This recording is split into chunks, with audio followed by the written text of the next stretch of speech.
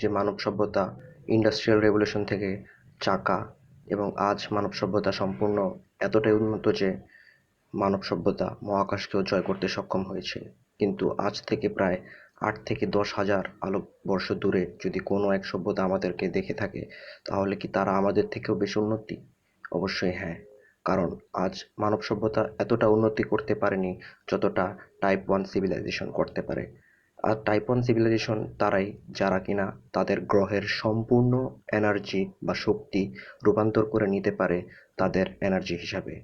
যেমন আজ থেকে প্রায় 4.2 লাইট ইয়ার দূরে একটি অবস্থিত গ্রহতে পৌঁছাতে 4.2 আলোকবর্ষ লাগার কথা, কিন্তু তাদের এই সভ্যতার টেকনোলজি এতটাই এগিয়ে যে তারা স্পেস টাইমকে একটি মোমেন্টামে আনতে পারে, যা আইনস্টাইনের রোজেন ব্রিজ নামে পরিচিত। এই দুইটি ব্রিজ একই বিন্দুতে আনিয়ে দেওয়া হয় একটি ওয়ার্মহোলের মাধ্যমে, তা আমরা সামনেই জানতে পারবো। আজ মানব সভ্যতা এতটাও আগাতে পারেনি যতটা এগিয়ে গেছে গ্রে এলিয়েন্স নামক এক এলিয়েন রেস, যা কিনা আমাদের থেকে 37 থেকে 39 আলোকবর্ষ দূরে, যাদেরকে বলা হয় দ্য গ্রে এলিয়েন্স।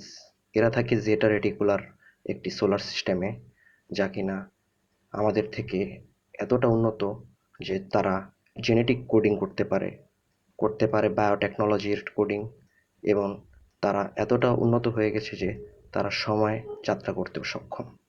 আজ মানব সভ্যতা এতটা উন্নত করতে পারেনি যতটা করতে পেরেছে তারা।